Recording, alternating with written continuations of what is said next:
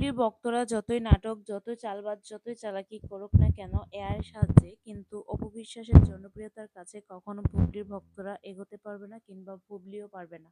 Hello everyone, আসসালামু আলাইকুম। সকলে কেমন আছেন? আশা করি ভালো আছেন এবং সুস্থ আছেন।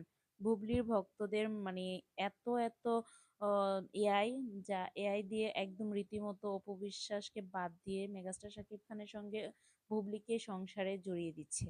মানে এক কথায় আগামীকাল মেগাস্টার শাকিব খানের একটা প্রোগ্রাম ছিল, সেই প্রোগ্রামের কিছু ছবি নিয়ে বুবলির সঙ্গে এআই দিয়ে আপনার অ্যাকোরেট করে দিয়েছে। তো সেই কথা থেকে বলছি যে যতই আপনারা অ্যাকোরেট করেন বা যে কোনো কিছুই করেন না কেন, মিলানোর চেষ্টা করেন এবং কি মানুষকে বোঝানোর চেষ্টা করেন আপনারা আপনাদের যে বুবলি সে বুবলি সুন্দর ওয়েতে সংসার করছে, সেটা মানুষ বুঝে।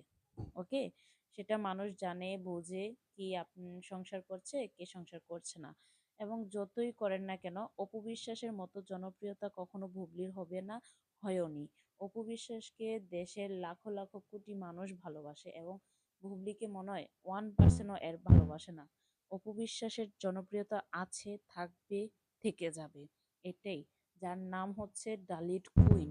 এই কুইনের নাম দিয়ে সবকিছুই ভাইরাল।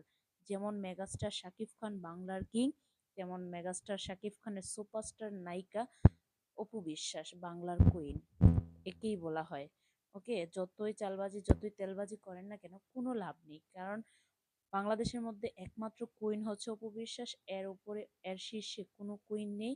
এবং কি অপু বিশ্বাসের জনপ্রিয়তার আশেপাশে কোনো সাইডে কোনো জনপ্রিয়তা যাবে না। এতে করে বুঝে নেন জনপ্রিয়তা কার, অপু বিশ্বাসের না বুবলির। আশা করি ভালো লাগবে।